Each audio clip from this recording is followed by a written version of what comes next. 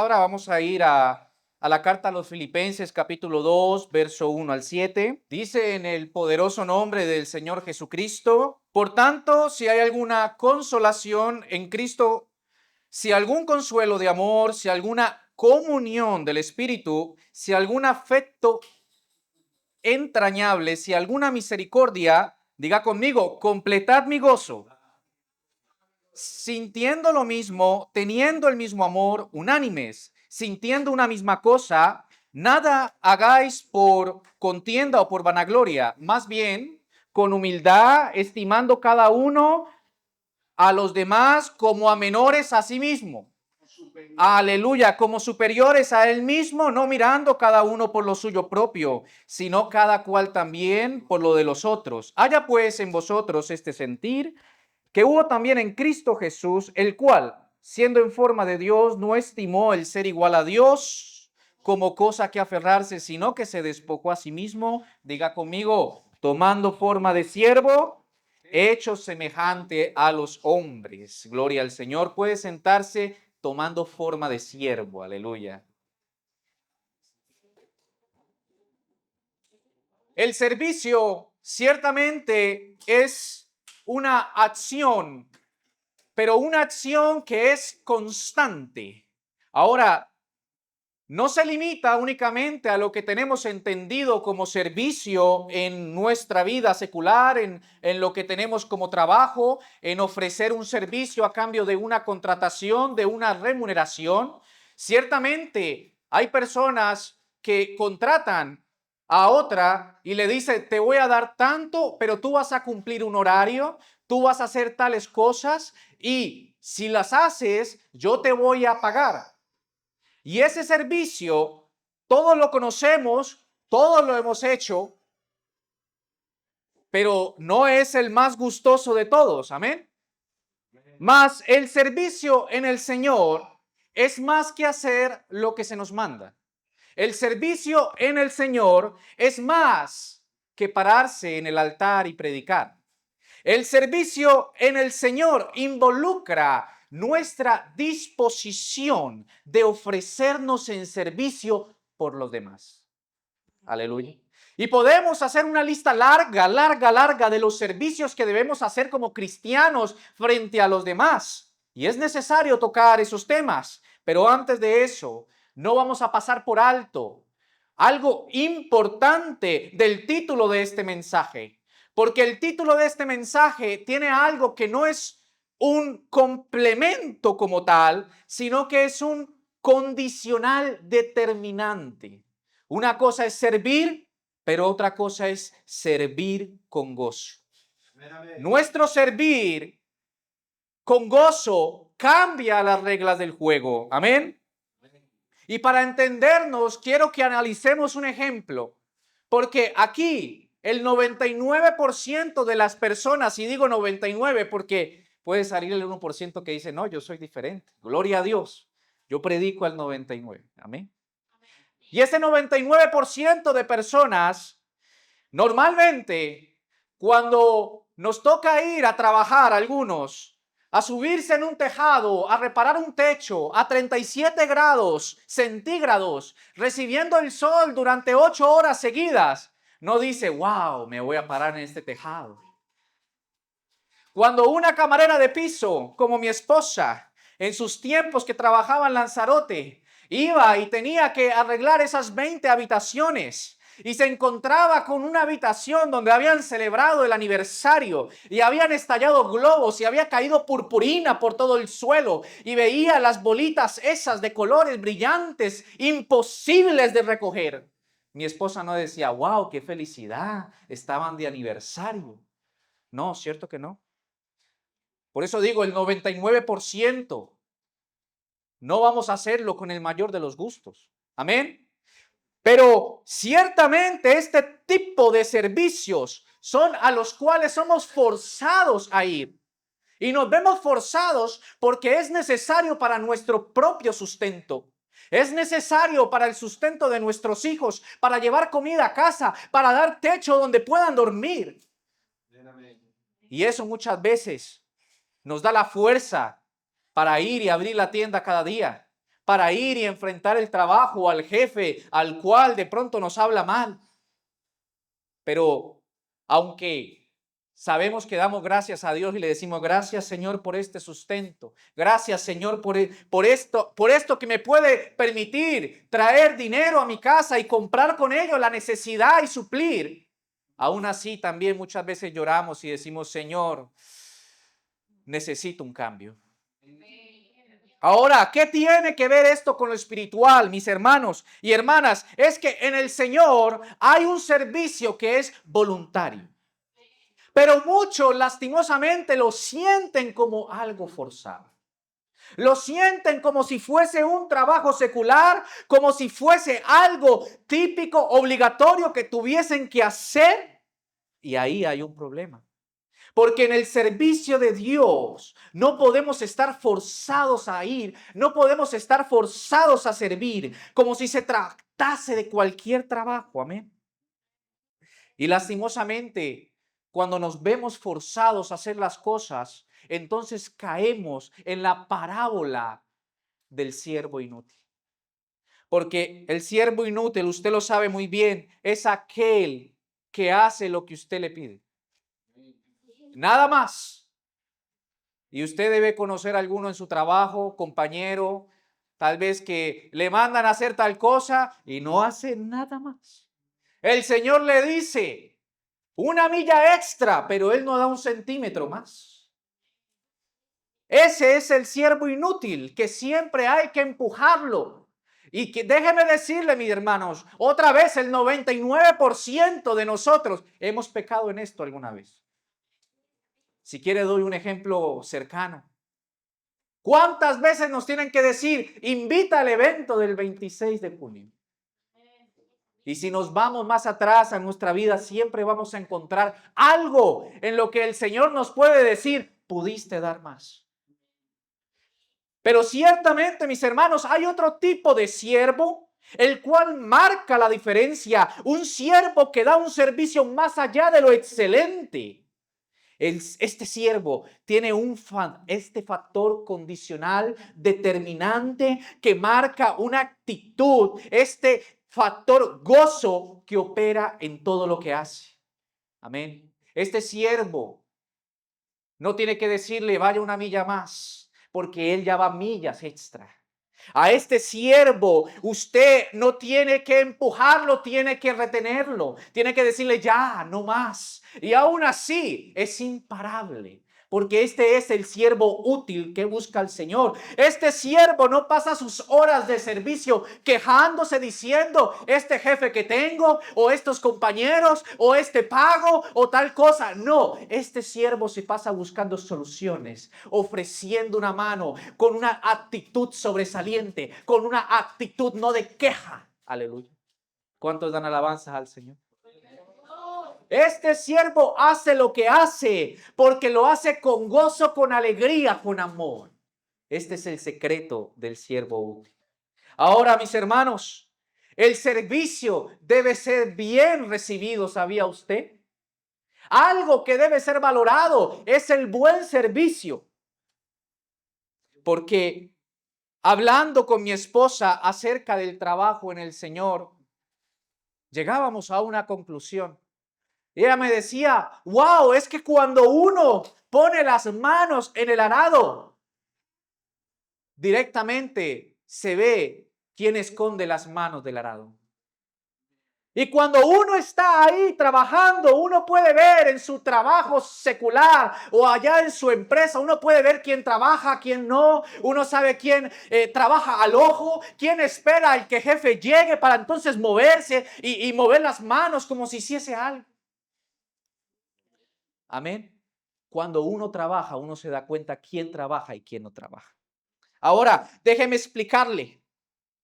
¿Cuántas veces usted ha llegado a un restaurante, a un comercio? ¿Cuántas veces ha llegado a una recepción de hotel, una cafetería? Y la persona que está encargada de atenderle, la persona que ha sido contratada para brindarle un servicio, la persona que está a cargo de hacerle sentir bien a usted, no le hace sentir bien.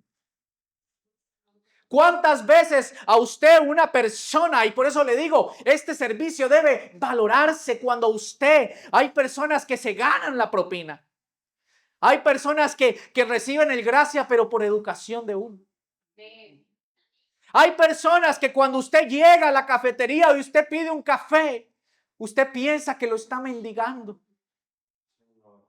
¿Y qué diferencia hay, mis hermanos, cuando encontramos una persona que es capaz de servir con gozo? Déjeme decirle una cosa, mis hermanos. Es imposible ocultar un mal servicio. Es imposible ocultar unas pocas ganas de trabajar. Eso se ve, se nota, se siente desde que usted llega. Usted ya sabe, no me quieren atender, no me quieren servir. Y usted tiene que ser paciente todavía. Y algunas veces tiene que decirle, ¿me puede atender? ¿Puede ponerme atención? Señorita, por favor. Señor, caballero, estoy aquí. No estoy pintado. Pero mis hermanos, déjeme decirle que cuando esto es imposible de esconder el mal servicio, si es imposible de esconder el mal servicio, todavía es aún más imposible esconder un buen servicio. Todavía es más imposible esconder cuando una persona está trabajando con gozo, está sonriendo genuinamente. Cuando esa persona viene y se te acerca y te da un servicio de calidad, es imposible no sentirlo y no decir, wow, cómo me atendió, wow, cómo se acercó, wow, esta persona tiene algo diferente. Y comienzan a preguntarte, ¿y tú por qué estás feliz? ¿Y tú por qué actúas así? Oye, no lo puedo entender. ¿Cómo es posible que puedas llevar una vida tan gozosa en este trabajo? Ahora, mis hermanos, ¿sabe qué pasa cuando llega alguien con un excelente servicio? ¿Sabe qué pasa cuando llega alguien que es excepcional, sirviendo con amor a su trabajo? Primero, puede generar un gran agrado para muchos, pero una gran incomodidad para otros. Porque los que están así quietos sin hacer nada en su trabajo, te ven que llegaste con ganas, llegaste con energía, llegaste con todo el ánimo de trabajar, pero ellos quieren caminar lento. Oh, hermano, yo tuve una jefa, la cual pasaba de personal en personal, y cuando yo me acercaba a ella y venían los currículums, las personas a entregar currículum, ella me decía, ese no. Y yo le decía, ¿por qué? Ya lo veo como camina. Ya sé, son muchos años, Diego. Mira cómo camina. Sin ganas, sin ánimo, no se le ve la chispa, no se le ve la fuerza. Aquí hay una expresión en España que dice, no tiene sangre. Y en el servicio es algo que se nota. Cuando llegamos aquí a la iglesia, cuando queremos dar con amor a las visitas, todo lo que hay aquí, algo genuino, una preocupación de verdad por ustedes, porque deseamos verles en el reino celestial, porque deseamos que ustedes sean salvos. Ahí hay un servicio genuino que no se va a ocultar. Y si ustedes están dispuestos a recibir, van a recibir eso y todavía más. Aleluya. Ahora, déjeme decirle una cosa, porque cuando uno llega con esa capacidad de servicio y ya trasladándolo al Señor, cuando uno llega con todo el ánimo de trabajar a la obra del Señor, van a haber comentarios positivos, van a haber comentarios negativos y unos van a decir, wow, esta persona recién convertida, como está poniendo las manos en el arado, tiene el fuego del Espíritu. Pero otros van a decir, como me dijeron a mí hace 6 años que cumplí el día lunes, para gloria del Señor. 6 años en el Señor. Y algunos llegaban y cuando me vieron llegar con el cabello blanco, cuando me vieron llegar con ropas sucias, cuando me vieron llegar, dijeron, está en el primer amor, espere que se le pase. Espere que ya se va a pasar. Apenas llevo un mes, apenas llevo un año. Apenas lleva 2, veaban 6, mis hermanos, para gloria del Señor. Y el fuego todavía no se apaga. Las ganas de trabajar todavía están. El servicio, las manos están ahí, tocando el arado y moviéndolo. Todavía quiero darme en sacrificio. Todavía quiero servir a las almas. Todavía quiero barrer la iglesia. Todavía quiero limpiar. Todavía quiero saltar. Todavía quiero dar de todo lo que tengo. Y aún si puedo dar más. Me decían, eso se le va a pasar. Pero ciertamente, mis hermanos, hoy vengo a hablarles acerca de un ejemplo que cumple con esto y todavía mucho, mucho, mucho más que cualquiera de nosotros aquí. Amén. Porque el apóstol Pablo era alguien que donde iba incomodaba. Era alguien que había recibido una conversión sobrenatural en el Señor. Alguien que era perseguidor de la iglesia. Alguien que buscaba matar la iglesia, encarcelar la iglesia. Pero cuando este hombre se convirtió, no lo paraba nadie. Ese hombre donde iba a predicar. Ese hombre donde iba a servir, iba a alabar, iba a darse en sacrificio por todos. Mis hermanos, tengo que decirles algo en el Señor. Y es que el que cumple la palabra del Señor incomoda al que no la cumple. Amén. Y como dice la escritura en Hechos de los Apóstoles, capítulo 17, la costumbre del apóstol Pablo apenas llegaba a un lugar, era buscar la sinagoga, era buscar la iglesia, era buscar dónde están reunidos los judíos, dónde están, porque voy a ir allá, voy a ir a servir, voy a ir a predicar a Cristo vivo. Y como decía la escritura, muchos creían, se regocijaban y se unían al evangelio, pero otros se incomodaban.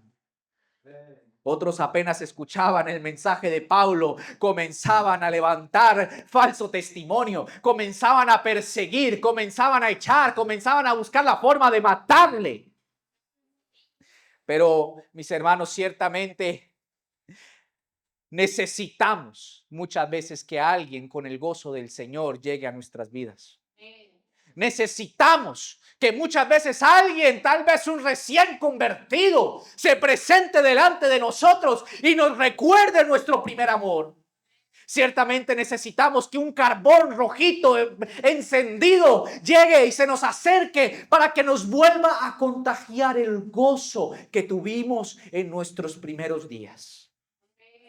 No importa si había fariseos, no importa si había escribas, no importa si había oposición, nada, ni nadie, ni principado, ni potestad, ni cárceles, ni amenaza de muerte podía parar a un varón que servía con gozo. Ahora les digo algo, el hecho de servir con gozo, el hecho de tener todo este fuego, no significa que sea fácil mantenerlo. No significa que usted todo el tiempo puede estar gozoso de servir. ¿Por qué? Y le pido atención un poco porque aquí estoy llegando al punto del viaje de misionero de este apóstol donde se edifica una iglesia muy diferente. Amén. Hechos de los Apóstoles, capítulo 14. El apóstol se encuentra llegando a la provincia de Galacia, donde tuvo oportunidad de edificar la iglesia de Antioquía, la iglesia de Iconio, de Listra y de Derbe. Y aquel apóstol estuvo trabajando, estuvo dando su servicio. ¿Cuánto tiempo estuvo sirviendo en esas iglesias? ¿Cuántas almas estuvo predicándole? ¿Cuántos fueron bautizados? Fueron instruidos, mis hermanos. Pero más adelante, mis hermanos, el apóstol Pablo tuvo que escribir una carta a los Gálatas y tuvo que decirles: estoy maravillado, pero no era por algo bueno. Estoy maravillado de que tan pronto habéis seguido otro evangelio. Estoy maravillado de que el apóstol Pedro haya llegado y les haya hablado de la circuncisión y ustedes les hayan creído. El apóstol estaba recibiendo un ataque directo a su gozo. El apóstol estaba recibiendo un ataque muy fuerte, porque, hermanos, levantar 4 iglesias, haber sudado años, haber vivido prisiones, injurias y luego recibir noticias de la provincia de Galacia que decían que se estaban apartando en pos de otro evangelio. Eso fue un ataque directo al gozo del apóstol.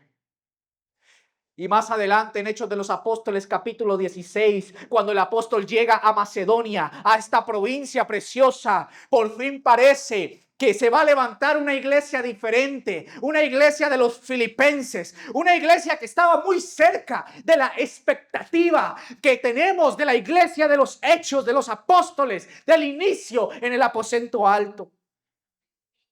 Pero estaban cerca, pero no habían llegado todavía. El apóstol tuvo que decirle en la carta a los filipenses: completad mi gozo, porque aún no estaba completo. A los filipenses tuvo que llegar y decirles: recuerden que Jesucristo tomó forma de siervo. Miren el ejemplo. El apóstol tuvo que decirles: he tenido tristeza sobre tristeza. El apóstol tuvo que decirles: pero el Señor ha tenido misericordia de mí. ¿Y sabe por qué tenía tristeza sobre tristeza? Porque había recibido noticias que de toda la provincia de Galacia, las iglesias estaban yendo por un camino que no era de Dios. Y él le compartía esta preocupación a los filipenses y le decía: no puede pasar lo mismo con ustedes. Tienen que seguir el ejemplo de servicio de Cristo. Tienen que mantenerse sobre la roca que es Cristo. Y por eso el apóstol dice: prosigo al blanco a los filipenses y le dice: sed imitadores de mí como yo de Cristo. Los filipenses ciertamente le dieron gozo al apóstol Pablo, pero ese gozo todavía no estaba completo. Hermanos, qué importante es ser una iglesia que produzca gozo y no tristeza sobre tristeza. No podemos, hermanos, llegar y con nuestra actitud matar el gozo de los ministros. No podemos producir en el Señor tristeza, sino que debemos procurar producir el gozo que el Señor está esperando de nosotros. El apóstol tuvo que hacer un llamado de atención a muchas iglesias porque habían perdido el gozo de servir al Señor. Pero en este momento, mis hermanos, es momento de mencionar aquella iglesia que fue en sobremanera sobresaliente sobre las otras iglesias, que debe ser nuestro referente, debe ser la iglesia ejemplo a seguir para nosotros. Hechos de los Apóstoles, capítulo 17. Pablo visita a Tesalónica. Mis hermanos, algo que me gusta a mí hacer cuando leo la palabra del Señor, cuando yo voy a las cartas, yo me meto en las cartas porque quiero buscar las debilidades que tuvo la iglesia, quiero buscar los errores que cometía, porque cuando veo los errores de las iglesias como Corintio, como Éfeso, como lo de los filipenses, como la de los Gálatas, me soy confrontado. Y digo: wow, Señor, entiendo, no puedo hacer esto, tengo que mejorar esta parte. Y así mismo un día me metí en la iglesia de los tesalonicenses. Pero por más que leía y pasaba la primera carta y la segunda carta de los tesalonicenses, esta iglesia no tenía mancha. Esta iglesia no tenía reproche. Esta iglesia era el ejemplo de todas las iglesias. Ahora, mis hermanos, cuando el apóstol comienza a hablar a esta iglesia, comienza a decir: yo me acuerdo de vuestra fe, de vuestro trabajo, de vuestro amor. Y cuando les habló a ellos, no les habló como a los filipenses, no les dijo: sed imitadores de mí. Cuando habló a los tesalonicenses, les dijo: ustedes han venido a ser imitadores. Cuando habló a los tesalonicenses, les dijo: es que ustedes han llegado a ser de tal manera que han llegado a ser ejemplo para toda Macedonia. Amén. Ustedes han llegado a ser de tal manera que han llegado a ser ejemplo para toda la provincia de Acaya, donde fue fundada la iglesia de Corintio, la cual más adelante iba a cometer unos pecados grandísimos. Mis hermanos, no solo a Macedonia le dijo el apóstol Pablo, no solamente a Acaya, Ahora ustedes han venido a ser el referente de todo el mundo, le dice en la carta. En todo lugar, vuestra fe en Dios es predicada. En todo lugar se habla de ustedes. El apóstol le dice a esta iglesia, usted me corregirá después, pero esa es la única carta donde el apóstol le veo decir, no tengo necesidad de hablar. Es en la única carta donde dice, ellos mismos cuentan. ¿Quiénes?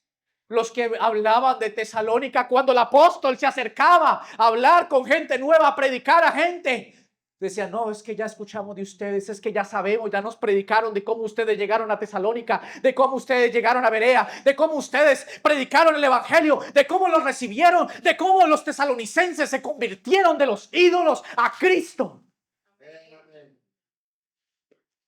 No había necesidad de hablar, no había necesidad de que dijeran nada. Ciertamente el apóstol dijo, es que nuestra visita a ustedes no resultó vana.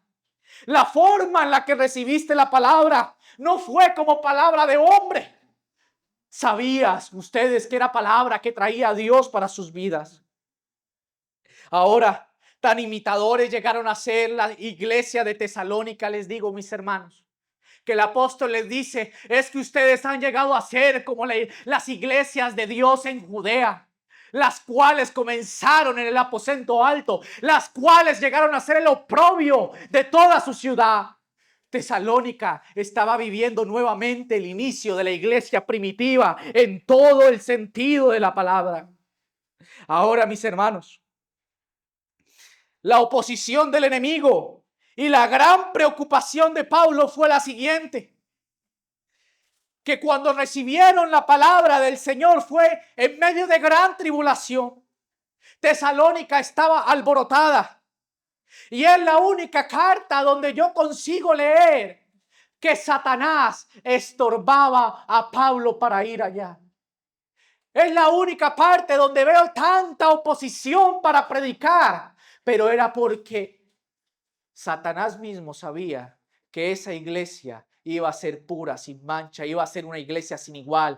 Satanás sabía que una vez más Hechos de los Apóstoles, capítulo 1 y 2 se iba a repetir en ese momento en Tesalónica. Amén.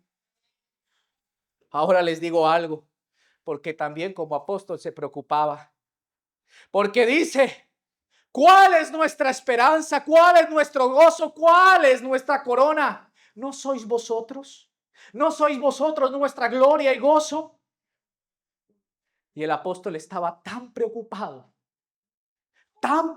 estaba el apóstol, que le dijo, Timoteo, tienes que ir a confirmar la fe de los hermanos. Tienes que ir y ver si en verdad mantienen en el camino. El apóstol venía de ver una Galacia corrompida. Venía de estar preocupado por los filipenses. Venía de preocuparse de que lo que había hecho en Tesalónica, en Berea, se hubiese aceptado. Y entonces manda a Timoteo. Pero cuando viene Timoteo de vuelta con las buenas nuevas, él comienza a decir, wow, es que la fe, el amor, el cariño, los buenos deseos que hay en Tesalónica, oh Dios mío, estoy asombrado. Y cuando el apóstol recibió esto, dice, estoy siendo consolado en medio de toda la necesidad que me encuentro, porque el apóstol se encontraba en Corintio. Y en Corintio no tenían cuidado de ninguna necesidad de él. En Corintio no le daban ni un pan al apóstol. Aleluya. Pero cuando el apóstol recibió esto, dijo, vivimos si vosotros estáis firmes en el Señor. Y después de todas las buenas nuevas, les digo, mis hermanos, el apóstol intenta dar instrucciones a Tesalónica, pero no se las da como quien dice, tengo que recordarte algo, como se lo recordaba a Éfeso, como amonestaba a los Gálatas. Tal vez como instruyendo a unos niños recién nacidos como los colosenses. No les hablaba como a los hebreos que tenían que darse cuenta de quién era el nuevo sacerdote. Cuando le habló a los tesalonicenses, le habló como un padre que le repite las instrucciones a su hijo. Que le dice, no se olvide que tiene que hacer esto. Pero yo ya sé que lo sabes. Y le dice, Porque ya sabéis las instrucciones que os dimos. Vuestra santificación es la voluntad de Dios. Apartados de la fornicación, que cada uno tenga su esposa, que ninguno agravie o engañe a su hermano en nada. Del amor fraternal le dice, del amor fraternal no tengo necesidad de escribirlos, porque vosotros mismos habéis aprendido de Dios. Y así sigue acerca de los tiempos. Tampoco tengo necesidad. Ustedes conocen las profecías. Ustedes tienen sabiduría. Hermanos, reconozcan a los que trabajan. Hermanos, amonesten los ociosos. No paguen mal por mal. Estad siempre gozosos, orad sin cesar. El apóstol lo que hacía era repetirles unas cosas que ellos ya sabían. Esta es una iglesia ejemplo, mis hermanos. Y así como termina el apóstol Pablo, yo quiero terminar también así, porque el hermano le dijo, hermanos, os conjuro por el Señor que esta carta se lea a todos los santos hermanos. Que lo que pasó en Tesalónica se predique en todo lugar del mundo. Porque Tesalónica es ejemplo. Porque Tesalónica son mis cartas de recomendación. Tesalónica es una iglesia misionera que está predicando, es una iglesia que está haciendo obras, que no tengo necesidad de decirle las cosas. Mis hermanos, no podemos permitir que el servicio en el Señor sea en vano. Todo lo que hacen los servidores de Dios por nosotros no puede ser en vano. Y la forma en la que verdaderamente vamos a añadir gozo al Señor es obedeciendo y siendo unos siervos útiles para el Señor. Póngase en pie, mi hermano. Quiero decirle que cuando Dios mire desde su santo trono, yo quiero que nos vea así como Él miró a Job. Porque cuando Él miró a Job, dijo, no hay justo como Él en la tierra. Qué bueno sería, mis hermanos, que en estos tiempos el Señor pueda decir, estoy viendo en el burgo de Osma el mismo espíritu que vi en Tesalónica. Estoy viendo el mismo servicio que vi. Estoy viendo una iglesia sin mancha, una iglesia que no hay que decirle, que ya lo saben, que lo ponen en práctica. Ese es el deseo de nuestro Señor. Ahora, mis hermanos, les digo una cosa. Esa fue la primera carta a Tesalónica. Y uno dice, ¿qué puede pasar en la segunda carta? Tal vez se habrán apartado. Tal vez habrán cambiado de opinión. Pero Tesalónica fue muy diferente, mis hermanos. Cuando el apóstol Pablo habla a Tesalónica por primera vez en su carta, él les trata como a hijos. Les trata como a esos niños y les dice, es que les he tratado con ternura, les he tratado con un cariño, les he tratado como a padre. Pero en la segunda carta, el apóstol no habla como padre. El apóstol comienza a hablarles como copartícipes de la gracia del Señor. En la segunda carta, el apóstol comienza a hablarles como iguales servidores de la palabra del Señor, como iguales misioneros, como iguales en toda la palabra. Ya no les trata como a niños espirituales, ya no les trata como a bebés. Ya está seguro de lo que hay en Tesalónica. Ya está seguro que en Tesalónica hay una iglesia dispuesta a servir. Una iglesia que va a poner sus manos en el arado sin mirar atrás. A una iglesia que no va a esperar que le empujen, que le digan y que otra vez le amonesten, sino que va a estar millas adelante de lo que le piden.